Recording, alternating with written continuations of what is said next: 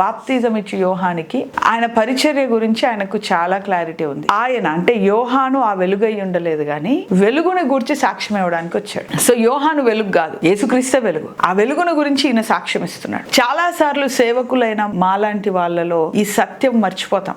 ఆయన అభిషక్తుడు, ఆ అభిషేకం కొంచెం మా మీద పనిచేస్తుంది, కానీ మేమే ఎంటైర్ యూనివర్స్ కి అభిషక్తులమైనట్టుగా ఆయన వెలుగై ఉండలేదు కానీ ఆ వెలుగుని గురించి సాక్ష్యం ఇచ్చున్నారు. సో దేవుడిచ్చిన కొంచెం అభిషేకాన్ని పనిచేస్తూ ఎంత పెద్ద అభిషక్తుడైన క్రీస్తుతో అభిషక్తుడా, క్రీస్తుకు సమానమైన అభిషక్తుడా, యేసుక్రీస్తు ఆయన చేసిన అద్భుతాల కన్నా మీరు గొప్ప అద్భుతాలు చేస్తాడని చెప్పినప్పటికీ ఆయనను పోలి ఉంటాము తప్ప ఆయనను మించి మనం ఎక్కడ ఉండం, భూలోకంలో ఉండం, పరలోకంలో ఉండం. సో కాబట్టి ఆయనే అభిషక్తుడు. మనం ఆయన కంటే ఎక్కువ అభిషక్తుల్లాగా ఒక్కొక్కసారి సేవకులు అలాగా లిమిట్స్ దాటేస్తాం. ఆయననే దేవుని నీతి అయి ఉన్నాడు, మేము ఆయన కంటే గ్రేట్ లాగా చేస్తాం. ఆయన పరిశుద్ధుడై ఉన్నాడు, మనం ఆయన కంటే పరిశుద్ధులాగా ఓవర్ యాక్షన్ చేస్తాం. So we should know the mightiness of Jesus. మన యొక్క తగ్గింపు, మన యొక్క లెవెల్, మన యొక్క హంబుల్నెస్ అనేది మనది ఎంతగా ఉంది అనేది, ఆ తక్కువతనం అనేది మన లోపల ఎంత ఉంది అనేది, we should know how lower we are than Jesus.